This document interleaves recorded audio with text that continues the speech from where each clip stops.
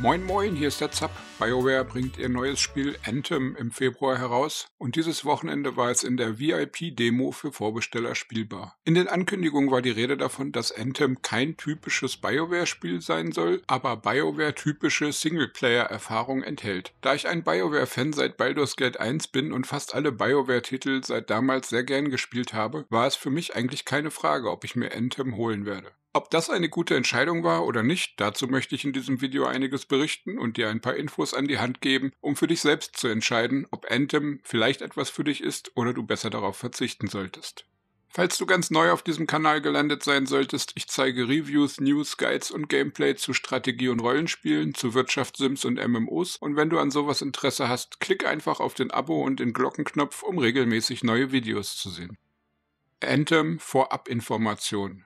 Anthem ist also ein neues Spiel von BioWare. BioWare ist bekannt für epische Rollenspielserien wie unter anderem Baldur's Gate, Neverwinter Nights, Dragon Age, Jade Empire, Star Wars Knights of the Old Republic, das MMORPG Star Wars The Old Republic und vor allem natürlich die Mass Effect-Reihe. Ich fand eigentlich alle BioWare-Spiele bis auf ganz wenige Ausnahmen ziemlich gut. Selbst die vielgescholtenen letzten Spiele wie Dragon Age Inquisition oder auch Mass Effect Andromeda. Letzteres hat mich weit über 100 Stunden gefesselt und ich hatte eine Menge Spaß beim kompletten Durchspielen. Eine 73 Folgen lange Let's Play-Reihe hier im Kanal zeugt davon. Nun wurde im Vorfeld gesagt, dass Anthem kein typisches BioWare-Spiel sein soll, aber eine typische BioWare-Singleplayer-Erfahrung hat. Also könnte man hier ein Multiplayer-Rollenspiel mit epischer Geschichte erwarten. Ich habe mich deshalb sehr für Anthem interessiert. Es wurde zwar angesagt, dass es mehr actionlastig sein soll und viele haben es bereits mit Bungies Destiny oder Ubisofts Division 2 verglichen. Zwei Spiele, die ich nur nicht gespielt habe bisher, daher fehlt mir da der persönliche Vergleich. Aber ich hatte irgendwie im Hinterkopf die Hoffnung, dass es vielleicht wie eine Art Andromeda mit Multiplayer werden könnte. Die hier angetestete VIP-Demo zeigt nur Teile des Spiels. Das wurde vorab auch klar kommuniziert. So startet man mit Level 10 und kann nur bis 15 leveln und es soll einen beschleunigten Spielablauf zeigen. Ich vermute, hier ist von höheren Erfahrungspunkten und mehr Loot die Rede. Auch die Auswahl der Maps ist extrem begrenzt. Über den Umfang des Spiels, die zu erwartende Spielzeit etc. kann ich also keine Aussagen treffen und dies nicht mit in meine Bewertung einfließen lassen.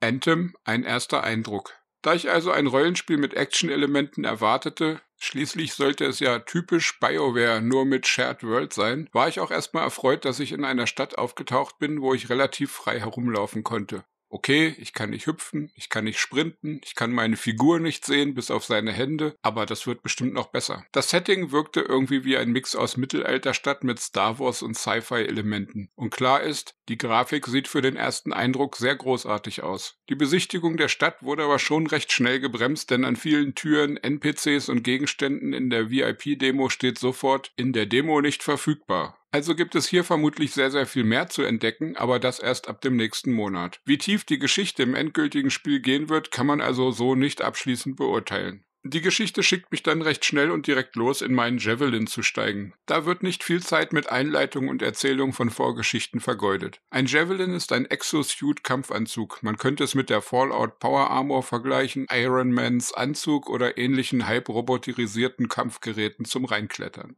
Die Stadt ist dabei für jeden Spieler sein persönliches Gebiet, andere Spieler sieht man dort also nicht, nur NPCs. Das Spiel bietet mir an, mit bis zu 3 anderen Spielern gemeinsam auf die Quest-Mission zu gehen. Ich hatte 2 Freunde dabei, wir hatten also eine Party aus 3 und durch die Option Privat brauchten wir auch keine zufälligen anderen Spieler mitnehmen und konnten gleich loslegen. Meine Freunde konnte ich übrigens vorweg in der Stadt nicht treffen. Wir mussten unsere Gruppe über ein futuristisch gestaltetes, aber ansonsten etwas umständlich zu bedienendes Interface zusammenbauen. Über dann folgende Login-Probleme, Disconnects, ewig lange Wartezeiten und komplettes Offline-Sein der Server am ersten Beta-Abend rede ich mal nicht so ausführlich. Wer sich mit Online-Spielen auskennt, erwartet sowas. Das gibt es in fast jedem Spiel zu Beginn. In der Außenwelt angekommen, macht man sich dann erstmal mit der Steuerung des Exosuit vertraut. Hüpfen, schweben, fliegen, laufen, rennen, alles nach kurzer Zeit einigermaßen gut zu steuern, auch mit Maus und Tastatur am PC. Ich würde eventuell empfehlen, die Mausempfindlichkeit etwas runterzunehmen, dann fliegt man weniger oft gegen Hindernisse. Die Geschichte zeigt einem dann einen Wegmarker an, am Wegmarker angekommen, taucht ein neuer auf und so weiter. Anthem Level Design. Die Welt ist nicht linear als Schlauch aufgebaut, sondern bietet weiträumige Areale, vor allem hat man durch den Flugmodus die Möglichkeit, auch sehr weit vom Boden wegzukommen. Die Grafik ist auch hier absolut schön, die Landschaften sind toll gestaltet und wirken beim ersten Betreten beeindruckend auf mich. Sehr schönes Wasser, sehr gut aufgelöste Texturen, detaillierte Pflanzen, der erste Eindruck von der Welt ist wirklich absolut positiv. Da kriegt man auch mal Lust, einfach abseits des mit Wegmarken vorgegebenen Weges rumzuschauen. Im Verlauf der Quest wird man auch hin und her, hoch und runter geschickt. Teilweise erreicht man Orte oder Höhlen, in die man hineingeht und dann einen Ladebalken bekommt, damit das Interior geladen wird. Hier kommen zumindest am Anfang antike Ruinen vor, die mich sehr extrem an die Relikt-Ruinen aus Mass Effect Andromeda erinnern. Im weiteren Verlauf gibt es hier auch kleinere Schalterrätsel oder ähnliches zu lösen. Anthem Technik. Hinter den Kulissen von Anthem arbeitet EA's Frostbite 3 Engine, die auch Battlefield 5, FIFA 19 oder Need for Speed Payback antreibt. Die Grafik ist also optisch durchaus auf dem neuesten Stand und ermöglicht beeindruckende Ausblicke. Sie läuft auch auf mittlerer PC-Hardware recht flüssig und wenn man mal die für eine Beta oder wie es hier heißt VIP-Demo üblichen Serverprobleme, endlos langen oder sogar komplett steckenbleibenden Ladebildschirme ausblendet, funktioniert das Spiel auch ziemlich zuverlässig. Diese Ladebildschirme tauchen übrigens sehr häufig auf. Und auch an Orten, wo man gar nicht damit rechnet. Wenn man zum Beispiel in sein Javelin einsteigt und dann mit der Schmiede versucht, sein Gerät etwas anzupassen oder gefundene Gegenstände und Waffen einzubauen, folgt erstmal ein Ladebildschirm, der, obwohl das Spiel beim Test auf einer schnellen SSD liegt, durchaus mal 20-30 Sekunden dauert. 2-3 Sachen nachgeschaut und ausgetauscht, wieder zurück und wieder 20-30 Sekunden Ladebildschirm. Da fing es schon ein wenig an zu nerven. Auch hier hatte ich zweimal komplett aufgehängte Ladebalken, aber das schiebe ich mal auf die Demo/Beta und hoffe für BioWare, dass sie dies bis zum Release stabiler hinbekommen werden. Was mir dann noch gleich negativ aufgefallen ist, betrifft eine Sache, wo BioWare schon bei Mass Effect Andromeda etwas Prügel bezogen hatte. Denn die Gesichter der NPCs in der Stadt, ihre Mimiken beim Sprechen oder wenn sie nur so dastehen, das überzeugt mich derzeit nicht. Die Augen stehen teilweise in merkwürdigen Winkeln, ein NPC schaut mich nicht an beim Gespräch, sondern schielt die ganze Zeit schräg über mich und auch Sachen wie Lächeln, Stirnrunzeln oder ähnlich passive Gemütsäußerungen konnte ich zumindest jetzt nicht wirklich ausmachen. Vielleicht wird das bis zum Release noch verbessert. Ich wollte es aber hier erwähnt haben. Anthem, verschiedene Spielarten. Neben dem Herumlaufen und mit NPCs sprechen, am Javelin rumbasteln und handeln in der Stadt, wo man ständig allein unterwegs ist, bietet Anthem seit neuestem auch einen Social Hub, wo man sich abseits der Missionen mit anderen Spielern treffen kann und sich gegenseitig zeigen kann, was man schon an tollen Anbauten für seinen Kampfentzug freigeschaltet hat und oder gekauft hat. Schließlich bietet Anthem später einen Item-Shop, wo man kosmetische Verbesserungen für die Javelins kaufen können wird.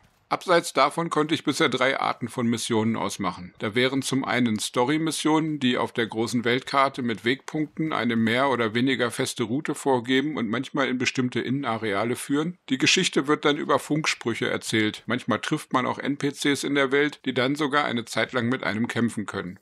Dann gibt es das freie Spiel, wo man sich frei auf derselben Karte bewegen kann, Material suchen, Gegner abschießen und vielleicht Geheimnisse wie Schatzkisten aufdecken kann. Auch soll es hier extra Quests geben, davon habe ich aber bisher keine sehen können. Und als dritte Art folgen dann die Festungen. Diese sind mehr oder weniger 4-Spieler-Dungeons mit etwas schlauchigerem Aufbau und Bosskämpfen. Hier wird wohl der größte Schwierigkeitsgrad und auch die beste Ausrüstung herkommen, im späteren Spiel. Aber das ist nur eine Vermutung. Denn die Demo bietet hier nur begrenzte Möglichkeiten, dies auszutesten.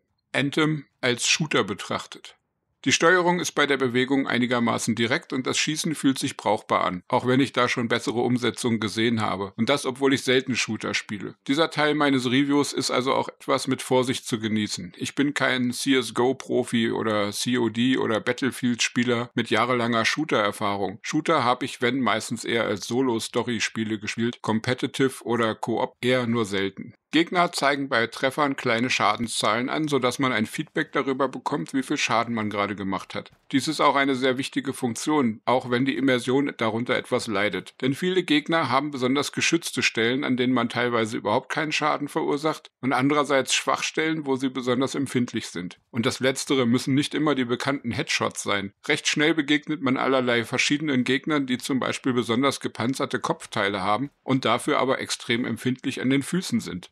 Die Gegner reagieren recht schnell auf die eigene Position, versuchen aber auch als Fernkämpfer dann von direkt dort, wo man sie erwischt, zurückzuschießen. Manche Gegner sind dabei mit 1 bis 3 Schüssen erledigt. Es gibt aber auch Elite-Gegner mit starken Schilden oder Bosse, wo man durchaus auch mal mehrere Dutzend Kugeln braucht. Deckung suchen bei NPCs ist da bisher erstmal Fehlanzeige. Vielleicht ist das Spiel hier noch unfertig, aber ich befürchte, dass das nicht der Fall ist. Apropos Deckung. Wenn ich denn mal Shooter spiele, spiele ich gern Deckungsshooter. Bei solchen Spielen sucht man ständig nach kleinen Mauern, Steinen, Vorsprüngen etc., um sich zu schützen und aus der Deckung zu schießen. All diese Elemente gibt es im Spiel auch. Aber kann man sich vernünftig dahinter verstecken, sich an eine Mauer drücken und um die Ecke schießen, sich hinter einen Stein ducken? Nein, Fehlanzeige. Denn Ducken gibt es gar nicht und Mauern und andere Hindernisse stehen da zwar rum, sind aber in keinster Weise richtig nutzbar. Man steht hinter der Mauer, kann sich nicht ducken und die Gegner schießen einfach darüber. Schutzwirkung gleich 0. Da braucht man schon Hindernisse, die mindestens so hoch sind wie man selber, aber dann kann man auch selbst nicht mehr drüber schießen. Hier verliert Anthem enorm viel an taktischer Tiefe in meinen Augen.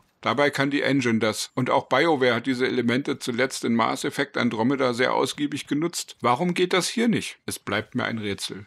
Anthem, ein BioWare-Rollenspiel? Für mich gehört zu einem Rollenspiel eine Charakterentwicklung und dazu gehören Entscheidungsmöglichkeiten, wie mein Charakter in bestimmten Bereichen sein soll. Normalerweise hat man da in einem Rollenspiel Möglichkeiten, Fähigkeiten aus einer Auswahl zu lernen, manche, aber nicht alle, oder Skillbäume, wo man manche Fähigkeiten verstärken und andere vielleicht weniger stark betonen möchte.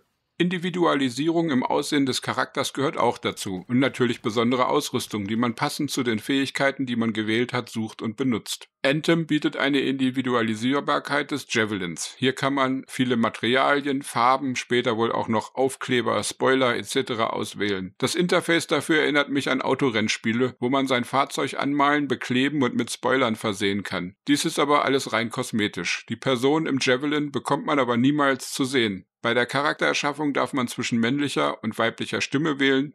Das war's. Später im Spiel kann man dann bis zu 4 verschiedene Typen von Javelins auswählen. Hier gibt es zum Beginn der VIP-Demo nur den Ranger, eine Art Allrounder, der zwar recht schnell ist, aber auch einigermaßen haltbar und stabil im Kampf.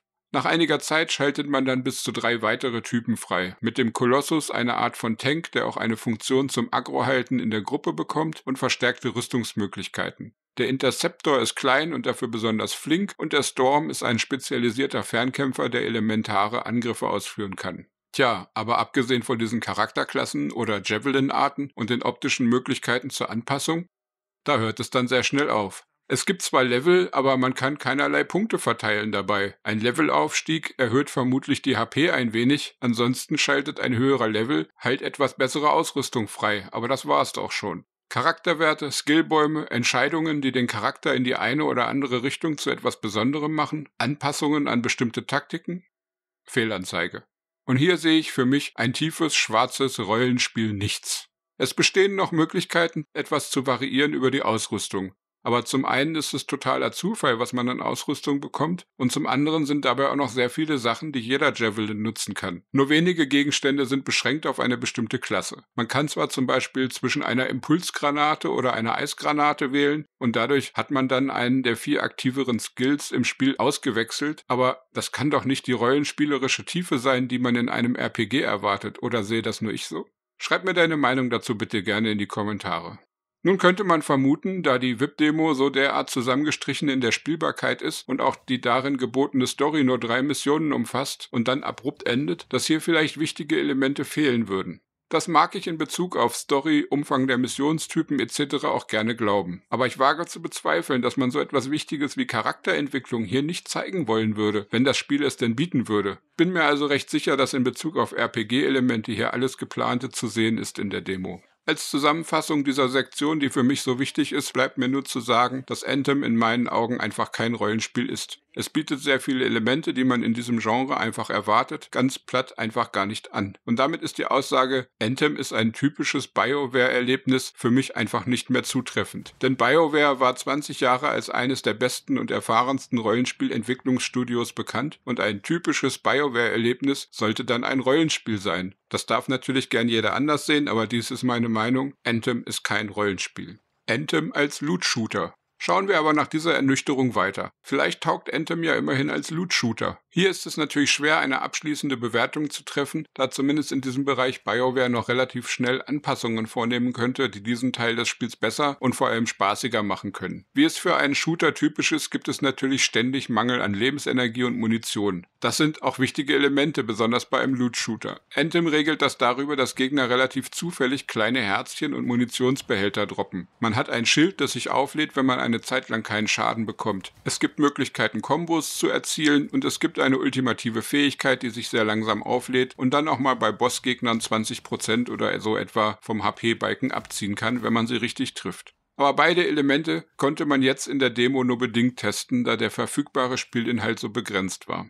Die Herzchen wirken aber teilweise zumindest momentan so dermaßen zufällig, dass man dann, wenn man sie braucht, besonders wenig findet und wenn man gerade voll ist, aber garantiert der Platz voll damit liegt. Wenn man einen Munitionsbehälter aufsammelt, werden alle Munitionssorten nachgefüllt. Abstimmung in der Party, wer welche Muni nimmt oder sowas, ist da also nicht erforderlich. Aber es schien mir, dass zwar die Items, die rumliegen, für jeden Spieler individualisiert sind, einem also niemand das Gewehr weglooten kann, das man eventuell gern finden mag, aber Herzchen und Munitionskisten sind für jeden die gleichen und da kann man auch schon mal vergeblich nach Herzchen suchen, weil man kurz vorm Sterben ist, während einem anderen Spieler nur 2% fehlen, dieser einem aber alle Herzchen vor der Nase wegsammelt. Die Gegnertypen sind schon recht abwechslungsreich. Fliegende Einheiten, Eliten mit Schild, Nahkämpfer, verschiedene Schwachstellen, Bosse mit besonderen Skills, sowas konnte ich schon sehen. Zumindest in diesem Bereich bietet Anthem im ersten Anspielen eine ausreichende Vielfalt. Aufgrund des begrenzten Umfangs der Beta kann ich da natürlich auch nicht über die Langzeitmotivation und den späteren Verlauf des Spiels sprechen. Aber das Fehlen von Deckungselementen und das etwas umständliche Einsammeln von Loot, das ewige Suchen nach Herzchen für Leben und grünen Irgendwassen für Munition auf dem Fußboden, das ist irgendwie alles nicht so richtig gut gelöst, finde ich. Ich bewerte das jetzt mal nicht als völlig schlecht, aber ich sehe da noch viel Potenzial nach oben. BioWare muss hier noch viel daran arbeiten, dass das Gameplay als Loot-Shooter wenigstens richtig rund läuft und Spaß macht. Mir ist der Spaß hier nach 5 Stunden Spielzeit circa vergangen.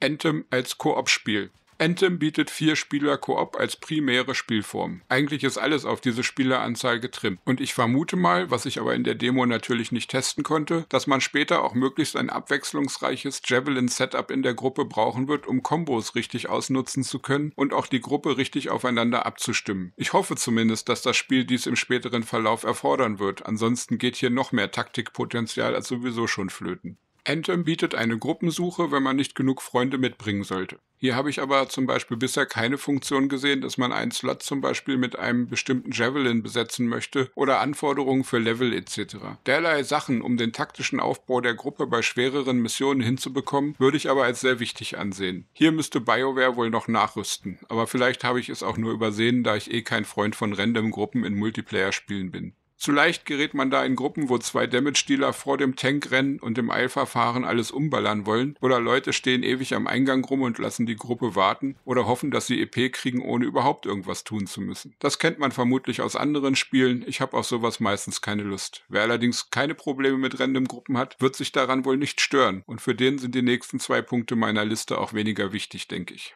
Anthem Solo spielen. Wenn also Random-Gruppen nicht gewollt werden, da kommt einem die Option entgegen, dass man eine Gruppe auf Privat stellen kann. So kann man in Story-Missionen auch mal mit seinen 1-2 Kumpels losziehen und den leeren Platz in der Gruppe kann man dann halt mit besserem Teamplay und Absprache per Voice-Chat doppelt und dreifach wettmachen. Auch solo kann man in diese Story-Missionen gehen. Wie viele es davon im fertigen Spiel geben wird, ist schwer zu sagen. In der Demo wurden nur 3 davon freigeschaltet. Aber nicht ohne Grund betone ich, dass Solo nur in Story-Missionen geht. In den Spielmodi Freies Spiel und Fortress ist eine 4-Spieler-Gruppe Pflicht. Und die Option Private Gruppe wird vom Spiel zwangsweise deaktiviert, wenn man diese betreten will. Es ist also nicht möglich, in diese Karten Solo zu gehen. Man wird immer 3 Randoms dabei haben müssen. Mit allen Nachteilen, die das mit sich bringen kann. Ich kann nur hoffen, dass BioWare in diesem Punkt nochmal umdenken wird. Für mich ist der Random-Zwang ein fürchterlicher Punkt und ich weiß von einigen Leuten, dass sie das ähnlich sehen.